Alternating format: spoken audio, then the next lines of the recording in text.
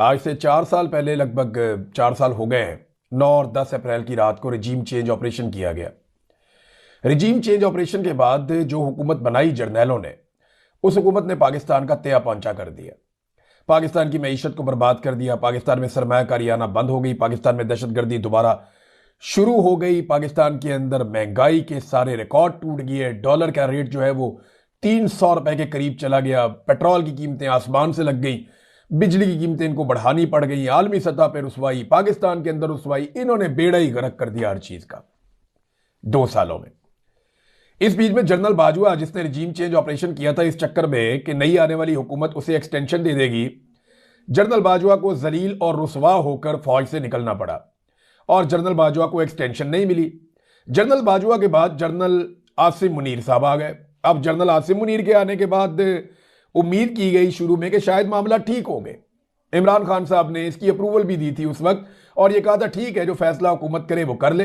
एक नया जर्नैल आया, शायद सियासत में मुदाखलत बंद हो जाए, लेकिन आसिम मुनीर साहब ने पिछले सारे रिकॉर्ड भी तोड़ दिए और फिर यही सारा सिलसिला चलता रहा। अब 2 साल इन्होंने मुल्क को तबाही फेर दी और जुल्म और बर्बरियत की इंतहा कर दी इन्होंने। खास तौर पे 2023 में जनरल आसिम मुनीर के आने के बाद बहुत तबाही फेरी गई। जनरल बाजवा के आखिरी दिनों में इमरान खान साहब को गोली भी लगी। अरशद शरीफ शहीद भी हो गए।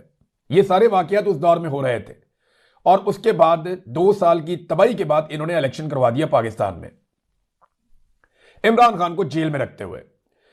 तो आज से ठीक 2 साल पहले 2024 में 8 फरवरी ही के दिन एक इलेक्शन होता है पाकिस्तान में और पाकिस्तानी जुल्म का बदला वोट से ले लेते हैं। जेल में बैठा हुआ शख्स इनको इलेक्शन हराकर जीत गया और इमरान खान ने झंडे गाड़ दिए पूरे पाकिस्तान में। इन्होंने बड़ा जुल्म किया, इंतखाबी निशान भी नहीं दिया, बंदे उठा के जेलों में डाले, जबरदस्ती अगवा बराए बयान करवाए, बंदे जेलों में जबरी तौर पे लापता, गुमशुदा। सहाफियों को उठा लिया, उन्हें गुमशुदा कर दिया। शायरों को उठा लिया, उन्हें गुमशुदा कर दिया। मार मार के इन्होंने मार कुटाइयों की इंतहा कर दी पाकिस्तान की मिलिट्री एस्टेब्लिशमेंट ने आसिम मुनीर की क़यादत में। और इन्होंने पूरी कोशिश की कि कुछ भी करके इमरान खान इलेक्शन हार जाए, लेकिन इमरान खान इलेक्शन जीत गया 2/3 अक्सरियत से। लेकिन जब इमरान खान 2/3 अक्सरियत से इलेक्शन जीत गया तो रात के एक पहर में, यानी लेट नाइट 12 बजे के आसपास की बात है, 11-12 बजे, सिकंदर सुल्तान राजा वो बड़ी उजलत और परेशानी में इलेक्शन कमीशन ऑफ पाकिस्तान के दफ्तर से निकला। अब ये चीफ इलेक्शन कमिश्नर है पाकिस्तान का, ये रिकॉर्ड का हिस्सा है, इसके निकलने की बाकायदा सबूत मौजूद है। सिकंदर सुल्तान राजा बगैर अपने प्रोटोकॉल के, बगैर अपनी सिक्योरिटी के गाड़ी में बैठता है और अचानक निकल जाता है इलेक्शन कमीशन ऑफ पाकिस्तान के दफ्तर से। और यह वो वक्त है जब इलेक्शन रिजल्ट्स बनाए जा रहे थे, यानी इलेक्शन रिजल्ट बन रहे हैं। तो हाउ इज इट पॉसिबल कि एक इतना सीनियर ऑफिसर निकल जाए अपने ऑफिस में से और वो छोड़कर चला जाए अचानक से, बगैर प्रोटोकॉल के? उसे बुलाया गया और उसको प्रोटोकॉल छोड़कर जाना पड़ा कि कोई मैं सबूत ना छोड़ूं। फिर जब दफ्तर के अमले से पूछा गया, मुख्तलिफ लोगों से, सहाफियों ने राब्ता करना शुरू किया कि जनाब ये सिकंदर सुल्तान राजा साहब गायब किधर हो गए हैं, चीफ इलेक्शन कमिश्नर। तो इस पे अलग अलग किस्म के जवाब दिए गए। यानी कोई बंदा कुछ कह रहा था, कोई कुछ कह रहा था, कोई कह रहा था घर गए, कुछ कह रहा था कहीं मीटिंग में गए, कोई कह रहा था कहीं और गए। हर एक का जवाब अलग अलग था। तो जब अलग अलग जवाब आना शुरू हुए तो शक और शुबा बढ़ना शुरू हुआ और फिर रिजल्ट रुक गए। जब रिजल्ट रुक गए तो उस वक्त मैंने एक वीडियो की थी कि अब तक के रिजल्ट क्या है। उस वक्त तक पाकिस्तान तहरीक इंसाफ जो है वो 180-81 नशिस्तों पे पाकिस्तान में जीत रही थी। पहले आप ये वीडियो देखेंगे, उस वक्त जब रिजल्ट रुक गए थे तो तब मैंने आपको क्या कहा था, ये सुनिए आप। मैं टाइम पहले आपको इसलिए बताने जा रहा हूं ताकि ये रिकॉर्ड का हिस्सा रहे। इस वक्त तमाम टीवी चैनल्स, उनकी मॉनिटरिंग भी हो रही है। हम अपने तौर पर रिजल्ट इकट्ठे कर रहे हैं और जो नताइज मुख्तलिफ जगहों से आ रहे हैं उन सबको इकट्ठा करने के बाद मैं आपके सामने एक सूरत हाल रखने वाला हूं। और ये वीलॉग मैं चाहता हूं रिकॉर्ड का हिस्सा रहे ताकि हम इसको याद दिला सकें। 12 बजने में 15 मिनट बाकी हैं। ये रात के 12 बजने में 15 मिनट बाकी हैं। मैं वो टाइम की बात कर रहा हूँ और पोलिंग का टाइम ख़त्म हुए लगभग 7 घंटे होने वाले हैं। 5 बजे से गिनती शुरू हो गई थी। इस वक्त तक अमूमन जो रिजल्ट आ जाते हैं वो 80%, 85%, 75% इसके बीच में नताइज आ चुके होते हैं।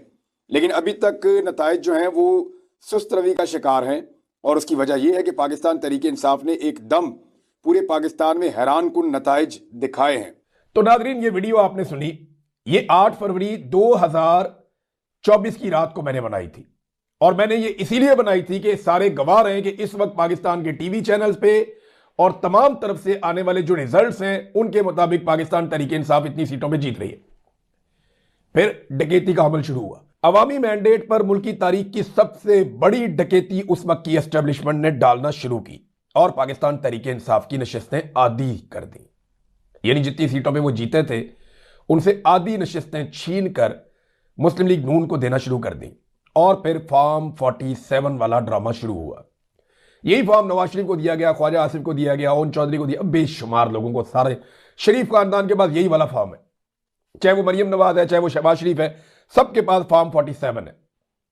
जाली फॉर्म 47 जारी कर दिए गए।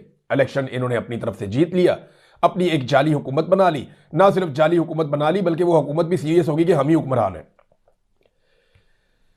पाकिस्तान तहरीक इंसाफ ने खैबर पख्तूनख्वा की हुकूमत लेने के बाद बजाय इसके कि वो उसी दिन एक बड़े एहतजाज में जाते, वो दूसरे मामलात में बढ़ गए और एहतजाज की अनाउंसमेंट नहीं की गई। हालांकि पूरे पाकिस्तान में वो इलेक्शन जीत चुके थे, पाकिस्तानियों के मैंडेट पे डाका पड़ चुका था। अब जनाब हुआ यह कि अगले दिन कमिश्नर रावलपिंडी आता है। रावलपिंडी के गालिबन 13-14 हल्के हैं, 13 हल्के हैं। उन 13 हल्कों के अंदर पाकिस्तान तहरीक इंसाफ के उम्मीदवार 50-50, 70-70 हजार की लीड से जीते थे। रावलपिंडी का कमिश्नर आता है और एतराफ जुर्म करता है कि मैं मुजरिम हूं, काजी फायद ईसा मुजरिम है, इलेक्शन कमिश्नर ऑफ पाकिस्तान जो है वो मुजरिम है, और हमने 50-50, 70-70 हजार की लीड को तब्दील करके पाकिस्तान तहरीक इंसाफ को इलेक्शन हरवा दिया है। ये हमने इस मुल्क के साथ ज्यादती की। और फौरी तौर पे रावलपिंडी का कमिश्नर जो है, जो ये बात करता है, लियाकत चट्टा, उसे लापता कर दिया जाता है और आज तक उसे सामने नहीं आने दिया गया। चंद दिन पहले उसकी एक तस्वीर आई उसके वालिद के इंतकाल पर, तो वो देखकर अंदाजा हो गया कि इस आदमी के साथ क्या हुआ होगा। मैंने आपको इसके बारे में खबरें भी दी थी। बहरहाल ये वो सारी डकैती है जो पाकिस्तानियों पे मारी गई, और इन 2 सालों के अंदर क्या हुआ ये बाद में बताता हूं। लेकिन आज का दिन पाकिस्तान तहरीक इंसाफ ने और अपोजिशन ने अनाउंस किया था कि जनाब हम एक एहतजाज करेंगे और पहिया जाम हड़ताल करेंगे, तमाम बाजार बंद रहेंगे, ट्रांसपोर्ट बंद रहेगी और कारोबारी जिंदगी मफलूज रहेगा 8 फरवरी 2026 को, 2 साल के बाद। इमरान खान साहब की तरफ से यह कॉल नहीं थी, इमरान खान साहब जेल में बंद है, लेकिन मुल्क बंद करने की यह पहली कॉल पाकिस्तान तहरीक इंसाफ और दीगर अपोजिशन जमातों ने मिलकर दे दी। अब हुकूमत तो यही कहेगी ना, मुस्तरद हो गई ये कॉल और नाकाम हो गई पाकिस्तान तहरीक इंसाफ, ये कहेगी हुकूमत। हुकूमत के दावे अपनी जगह पे होंगे, तहरीक इंसाफ उनको यही कहना कि जी हम बहुत कामयाब हो गए। लेकिन आप अगर एक और तरीके से देखें, सहाफी भी अपनी अपने तरीके से बात करेंगे ना, जो जिस इलाके का है, जिस पॉलिटिकल पार्टी से उसकी वाबस्तगी है, या वो इमरान खान को पसंद करता है या इमरान खान से नफरत करता है, तो हर एक अपना अपना बयानिया बनाएगा। लेकिन चंद चीजें मैं आपके सामने रखता हूं और ये सब मानेंगे। नंबर 1, क्या तहरीक इंसाफ ने जबरदस्ती या डंडे के जोर पर बाजार बंद करवाए? नहीं, बिल्कुल नहीं। एक जगह पे भी जबरदस्ती बाजार बंद नहीं करवाया गया। नंबर 2, क्या कहीं मनसूबाबंदी के तहत पहिया जाम के लिए कोई ड्यूटियां लगाई गई नौजवानों की, वर्कर्स की? तो ऐसा तो हमने देखा ही नहीं। मैं कई दिनों से ये कह रहा हूं कि जब आपने मुल्क बंद करना होता है तो आपने वर्कर्स की ड्यूटी लगानी होती है कि फलां फलां चौक पे, फलां फलां जगह पे आप लोग पहुंचेंगे। पाकिस्तान तहरीक इंसाफ ने यह भी नहीं किया। नंबर 3, क्या कहीं बड़े पैमाने पर जलाओ घराओ की कोई वीडियोज आई, कोई टायर जलाए हो, किसी जगह पे कोई मार कुटाई, कोई इस तरह किया हो? ऐसा भी कुछ नहीं हुआ। क्या कहीं फर्दन फर्दन लोगों से मिलकर, तंजीमों से मिलकर, कमेटियों से मिलकर, मार्केट कमेटियों से मिलकर या लोगों को कहा गया हो कि आप कारोबार बंद रखें? तो ऐसा भी एफर्ट, या किसानों को या किसानों की तंजीमों को मिलकर, तो ये एफर्ट भी हमने नहीं देखी। जब ये सारा कुछ नहीं हुआ तो फिर बंदिश कैसे हुई? लोगों को धमकी तो लगाई नहीं कि जनाब धमकी है हमारी तरफ से। हां, ये जरूर कहा पाकिस्तान तहरीक इंसाफ के सोशल मीडिया ने कि जो लोग कारोबार करेंगे हम उनकी दुकानों को याद रखेंगे और फिर वो दुकानें हमारी प्रायोरिटी नहीं रहेंगी। यानी हम अपनी चीज खरीदना चाहेंगे तो हम कोशिश करेंगे कि क्योंकि इसने हमारी कॉल पे एहतजाज नहीं किया था, हम किसी और दुकान से सौदा ले लेते हैं, चीज ले लेते हैं। तो ये एक दबाव पाकिस्तान तहरीक इंसाफ ने डाला और ये इखलाकी नुक्ता नजर से था। अब उन्हें लगता है कि हमारा इससे कारोबार मुतासिर हो जाएगा, लेकिन हैरान कुन तौर पर यह सारा कुछ ना करने के बावजूद बहुत बड़े पैमाने पर एहतजाज हुआ है। पाकिस्तान तहरीक इंसाफ ने वीडियोज और तस्वीर जो जारी की है, 500 के करीब बाजार तो सिर्फ पंजाब के अंदर बंद होने की उन्होंने तस्वीर और वीडियो जारी कर दी है। ये मेरा पूरा का पूरा जो पेज है वो भरा हुआ है इन तस्वीर से। सिंध की जो पाकिस्तान तहरीक इंसाफ या तहरीक तहफ़्फ़ुज़ आईन पाकिस्तान की जमात है, उन्होंने सबूतों के साथ वीडियोस और तस्वीर भिजवाई है कि सिंध में कौन कौन से बाजार किस तरीके से बंद रहे हैं। और देखिए, सिंध में जरदारी का रिजीम है, वो बहुत ब्रूटल लोग हैं, वो बहुत मारते हैं। तो वहां पे तो ये अमली तौर पे मुमकिन नहीं था कि लोग जाते और जबरदस्ती दुकानें बंद करवाते, लेकिन लोगों ने खुद बंद की हैं। इसका मतलब है लोगों को इस बात का शऊर है कि उनके मैंडेट पे डाका डालने के बाद पाकिस्तान के साथ ज्यादती हुई है, लिहाजा वो इस कॉल के साथ खड़े हुए हैं। ये अलार्मिंग सिचुएशन है पाकिस्तान की एस्टेब्लिशमेंट के लिए। देखिए, हुकूमत कुछ भी कहती रहे, पंजाब बंद हुआ है, बहुत सारे इलाकों में बंद हुआ है, बड़े पैमाने पर बंद हुआ है, बिल्कुल 0-0 तो नहीं हुआ, लेकिन बंद हुआ है। बड़ी बड़ी मार्केटें बंद हुई हैं, बड़े बड़े इलाके बंद हुए हैं। 500 के करीब बाजारों की फुटेजेस तो आ चुकी हैं अब तक। तो ये बंद हुई हैं तभी फुटेजेस आई हैं ना। ऐसा तो नहीं हुआ कि एमपीएस ने, एमएनएस ने, ओहदेदारों ने जाके प्रैक्टिकली बंद करवाया। नहीं, कॉल दी थी कि बंद कर दे, लोगों ने बंद कर दिया अपने से लोग बंद कर दें। ये मिसाल पाकिस्तान में सच नहीं मिलती। और मजहबी मामले पे हो सकता है, लेकिन इस तरह नहीं हो सकता कि एक सियासी नुक्ता नजर से एक जमहूरी मामले के ऊपर लोग इतनी बड़ी कॉल को कामयाब बनाए। ये 8 फरवरी 2024 वाला मामला तकरीबन रिपीट हो गया है जो ताजिरों ने कर दिया है। देखिए, ताजिर अपना माली नुकसान नहीं करता कभी भी, लेकिन लोगों ने अपने कारोबार बंद किए हैं। आम आदमी ने अपना इम्तिहान पास किया था 2024 में। आज ताजर कम्युनिटी ने और जितने भी लोग कारोबारी हैं, उन सब ने साबित किया कि वो इस मैंडेट चोरी के खिलाफ रद्द-ए-अमल दे रहे हैं। पुलिस कई जगहों पे जबरदस्ती दुकानें खुलवा रही थी।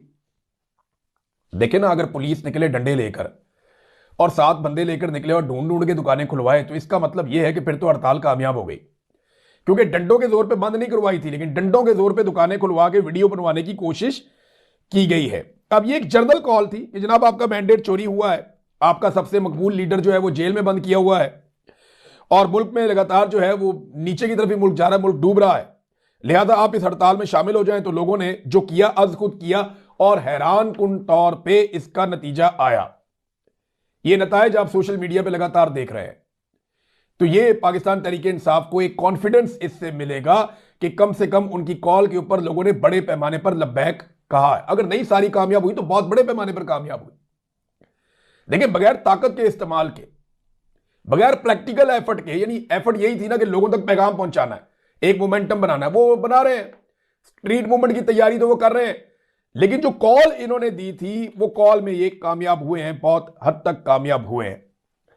और बलूचिस्तान से कुछ मारधाड़ की तस्वीर वीडियोस आई हैं, और कुछ पंजाब और सिंध से भी इसी तरह के मनाजिर आए हैं।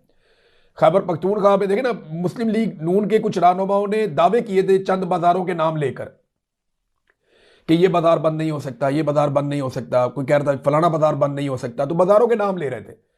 आज नौजवान उन बाजारों में खड़े होकर वीडियोस बना के उन नून लीगी रहनुमाओं को दिखा रहे थे कि देखो ये बाजार भी बंद है, तुमने कहा था कि ये बाजार बंद नहीं होगा, तो ये देखो ये बाजार भी बंद है, तुमने कहा था कि ये बाजार बंद नहीं होगा, तो देखो ये बाजार भी बंद है। तो ये इस किस्म के चैलेंजेस का लोग नौजवान जवाब भी दे रहे थे, वो रिस्पॉन्ड कर रहे थे कि देखो तुम्हारे जो चैलेंजेस थे वो हमने पूरे कर दिए, बाजार बंद हो गए और हमने जबरदस्ती बंद नहीं करवाए। तो ये मारधाड़ के विजुअल्स भी आ रहे थे, गिरफ्तारियों के विजुअल्स भी आ रहे थे, और ये सारी चीजें हम देख रहे थे। उमर डार की अहलिया और उनकी वालदा जो हैं रेहाना डार साहिबा, रूबा डार साहिबा उनकी अहलिया, और रेहाना डार साहिबा उनकी वालदा, उन्हें भी गिरफ्तार कर लिया गया।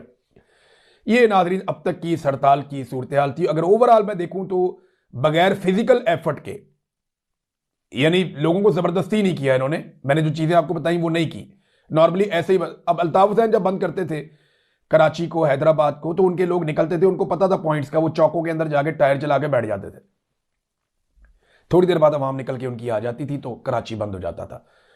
लेकिन इस तरह कभी नहीं हुआ कि कॉल दी और कोई भी नहीं निकला और बंद हो गया। ये पहली मरतबा इतने पुरअमन तरीके से एक ऐसी जिद्दोजहद हुई है। देखिए, पॉलिटिकल पार्टीज कुछ भी कहें, हुकूमत कुछ कहे, अपोजिशन कुछ कहे, ये एस्टेब्लिशमेंट के लिए परेशान होने की बात है कि अब पाकिस्तान तहरीक इंसाफ या तहरीक तहफ़्फ़ुज़ आईन पाकिस्तान लोगों के साथ इतनी जुड़ी हुई है कि उनकी एक कॉल के ऊपर वो बंदिश कर सकते हैं और बड़े पैमाने पर कर सकते हैं, और फिजिकल एफर्ट अगर वो इसके अंदर डाल देते हैं तो ये मजीद कामयाबी की तरफ चली जाएगी। तो एस्टेब्लिशमेंट फिर इकोनॉमी कैसे चलाएगी? एस्टेब्लिशमेंट के लिए बड़े सीरियस चैलेंजेस हैं इसमें, और उनको ये समझना पड़ेगा कि इमरान खान की जिद के अंदर, यानी आसिम मुनीर साहब को जिद है ना, मैंने इमरान खान को नहीं छोड़ना, क्योंकि वो आ जाएगा तो मुझे नहीं छोड़ेगा, उनको ये डर लगता है। अब आसिम मुनीर साहब का खौफ, उनकी अना, और उनकी जिद, इन चीजों ने पाकिस्तान का बेड़ा गर्क करके रख दिया। एक आदमी की जिद है कि मैंने, सारी फौज जानती है, एक फौजी जानता है, मेरा एक जवान जानता है कि इमरान खान बेगुनाह है। एक फौजी जवान ये बात जानता है कि इमरान खान बेगुनाह है, साइफर कोई जुर्म नहीं था, अपनी बीवी से शादी करना, इद्दत वाला केस, वो कोई जुर्म नहीं था, ये तोशा खाना से कोई तोहफा खरीद लेना, ये कोई जुर्म नहीं था, सारे ही खरीदते हैं, ये जर्नैल भी खरीदते हैं, ये सियासतदान भी खरीदते हैं, सबके पास होते हैं, इमरान खान की बीवी ने भी खरीद लिया, ये कोई जुर्म नहीं था। ये सारे फौजी जानते हैं, मेरा एक जवान, चाहे वो बॉर्डर पे खड़ा हुआ है, चाहे वो इस्लामाबाद में है, चाहे वो GHQ में है, चाहे वो किसी भी ड्यूटी पे है, चाहे वो किसी बैरक के अंदर है, मेरा एक जवान पाकिस्तान का फौजी ये जानता है कि इमरान खान बेगुनाह है। ये सिर्फ फौज के सरबराह आसिम मुनीर, जो अभी सरबराह है इस वक्त, हमेशा तो नहीं रहेगा, आसिम मुनीर की एक जिद और बाद में एक खौफ कि यार पता नहीं मेरे साथ अब क्या होगा, जितना जुल्म मैंने कर दिया है। ये इसकी वजह से इमरान खान जेल में, और कोई वजह नहीं है। और इमरान खान के जेल में होने की कीमत पूरा पाकिस्तान चुका रहा है, ये 25 करोड़ पाकिस्तानी चुका रहे हैं। मैं बसंत के मौके पे नवाज शरीफ साहब की तस्वीर वीडियो देख रहा था, गुड़ियां उड़ी हैं जी। अब मैंने कुछ मनाजिर ऐसे देखे हैं, मेरे दोस्तों से बातचीत हुई है, उन्होंने कहा जी गुड़ियां उड़ी हैं, और लाहौरियों ने कुछ हद तक बसंत मनाई है, जब हवा चली है तो फिर बसंत तो हुई है, लेकिन पहले जैसी तो नहीं हो सकती थी, और क्योंकि वो एक मोमेंटम टूट गया 20-25 साल का, लेकिन लोगों ने बसंत मनाई है। और एक जो इस्लामाबाद में अनफॉर्चुनेट इंसिडेंट हुआ दहशतगर्दी का, खुदकुश हमले का, उसने भी गहना दिया, बसंत की एक इंजॉयमेंट थी उसको उसने कमजोर कर दिया। मैं नवाज शरीफ की तस्वीर देख रहा था, वीडियोस देख रहा था, ये बसंत के बीच में नवाज शरीफ साहब अपनी फैमिली के साथ, फैमिली फ्रेंड्स के साथ सेलिब्रेशंस कर रहे थे बसंत की। तो मैं देख रहा था कि मियां साहब के चेहरे के ऊपर ना एक अजीब सी चीज मुझे अब नजर आती है। गुज़िश्ता कुछ अरसे से मैं ये नोट कर रहा था, मैंने बड़ा लंबा अरसा कवरेज की है मुख्तलिफ पॉलिटिकल पार्टीज की, तो मुझे PMLN की भी कवरेजेस करने का मौका मिलता रहा बतौर रिपोर्टर। तो नवाज शरीफ साहब ऐसे नहीं होते थे जैसे वो अब हो गए। आप उनकी अगर तस्वीर देखें ना, तो उनके चेहरे पे कोई खुशी आपको दिखाई नहीं देगी, कोशिश करके भी। एक अजीब सी फिक्रमंदी है, जैसे एतमाद का फुकदान होता है, कॉन्फिडेंस नहीं है उनके चेहरे में। उनकी आंखें ऐसे फटी फटी सी होती हैं, यानी जैसे कोई बंदा परेशान है, कोई इत्मीनान मियां साहब के चेहरे के ऊपर नहीं है, नॉर्मल नहीं है। मियां साहब की ड्रेसिंग भी बड़ी अब नॉर्मल सी है, यानी ड्रेसिंग सेंस मियां साहब की अपनी नहीं है, उन्होंने सारी जिंदगी बेहतर कपड़े पहने हैं, लेकिन अब जो कपड़े उन्हें पहनाकर भेजा जाता है वो ऐसे लगता है किसी बच्चे को तैयार करके किसी ने भेज दिया है। अजीब अजीब कलर उन्हें पहना दिए जाते हैं, अजीब अजीब ब्रांड उनके जिस्म पे चढ़ा दिए जाते हैं मियां साहब के, ऐसा लगता है कि वो खुद तैयार भी नहीं होते, कोई और उन्हें तैयार करता है। तो इक्तदार में होने के बावजूद मियां साहब का ये चेहरा, उनकी तस्वीर, उनकी वीडियो, ये बड़ी अजियतनाक दिखाई देती हैं। यानी जिस तरह का उनका चेहरे पे एक रौनक होती थी मियां साहब की, अब वो दिखाई नहीं दे रही। जिस मियां नवाज शरीफ को मैं जानता हूं ये वो वाला नहीं है। देखिए ये एक, मुझे दुख हुआ देख के, प्रैक्टिकली मुझे 3 दफा पाकिस्तान के वजीर आजम रहे, और लेकिन अभी इनके इक्तदार है, उनका भाई वजीर आजम है, उनकी बेटी जो है उसको वजीर आला बनाया गया, जाली इक्तदार उन्हें दिया गया, लेकिन इसके बावजूद एक मियां साहब के चेहरे पे कर्ब है, तकलीफ है, वो अगर आप देखें ना वो अजीबोगरीब किस्म का है, एक अजियत है, यानी इबरत पकड़ने का दिल करता है कि मियां साहब के साथ हुआ क्या। यानी सारा कुछ करके, कौम को धोखा देकर भी मियां साहब को हर वक्त ऐसा लगता है जैसे कोई खुशी, कोई इत्मीनान है नहीं, अंदर से टूटा हुआ आदमी नहीं होता। इस किस्म की मियां साहब की हालत है, और ये मियां साहब ने खुद की है। अगर वो हक पे खड़े रहते तो बेशुमार लोग तकालीफ से गुजरते हैं। जो तकलीफ मैंने काटी है मियां साहब ने उसका 10% भी नहीं काटा होगा अपनी सारी जिंदगी में। सारी जिंदगी की मियां साहब की मार कुटाइयां निकाल देना, तो जो मैंने काटी है उसका 10% भी नहीं काटा होगा। लेकिन मैं देखे खुश हूं, मैं जब खुश होता हूं तो खुश होता हूं, गुस्से में होता हूं तो गुस्से में होता हूं। आपको नॉर्मल दिखाई देता, अभी इमरान खान बाहर निकलेगा, देख लीजिएगा कितनी तकलीफ दी उसे, उसकी बीवी को पकड़ के जेल में डाल दिया, उसकी बहनों को बार बार मारा कुटा, सड़कों पे घसीटा, लटा के मारा उनको, उनके ऊपर ठंडे पानी फेंके गए, भांजा अंदर कर दिया, बच्चों को मिलने नहीं दे रहे, मुलाकात नहीं, कोई चीज नहीं। बाहर निकलेगा, आप देखिएगा वो इबरत का निशान नहीं बना हुआ। नवाज शरीफ इक्तदार लेने के बावजूद आज इबरत का निशान बना हुआ है, कितनी अफसोस की बात है। नादरीन ने बहुत सारी चीजें और आपके साथ शेयर करनी है, लेकिन इस वीलॉग में क्योंकि हम एहतजाज पे बात कर रहे हैं, वो कितना कामयाब हुआ और पाकिस्तान तहरीक इंसाफ को कितनी बड़ी कामयाबी मिली, तो इससे एस्टेब्लिशमेंट का कॉन्फिडेंस नीचे जाएगा और तहरीक इंसाफ का कॉन्फिडेंस ऊपर आएगा। अब उन्हें समझ आ गई है कि अगर वो ज्यादा एफर्ट करें तो वो ज्यादा इंपैक्ट डाल सकते हैं मुस्तकबिल करीब में। ये जो डकैती बढ़ी ना पाकिस्तान पे आज से 2 साल पहले, इस डकैती ने पाकिस्तान को देखें कहां से कहां पहुंचा दिया। आज हर तरफ दहशतगर्दी है, बलूचिस्तान में आप दाखिल नहीं हो सकते, वहां से आप निकल नहीं सकते। खैबर पख्तूनख्वा के कबायली इलाकों में आग लग गई है।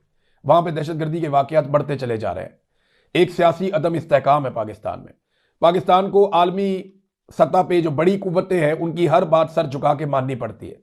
हमने पाकिस्तान की तारीख के सबसे बड़े रिकॉर्ड कर्जे हासिल कर लिए हैं। एक महीना ऐसा भी गुजरा जब हमने रोजाना की बुनियाद के ऊपर लगभग 50 से 60 अरब रुपए का कर्जा लिया। इतना पैसा लेने के बाद वो पैसा जा कहां रहा है हमें किसी को कुछ पता नहीं है। हमने महंगाई तारीख की बुलंद तरीन सतह पर पहुंचा दी, बेरोजगारी तारीख की बुलंद तरीन सतह पर पहुंचा दी और पाकिस्तान में गुर्बत के सारे रिकॉर्ड टूट गए।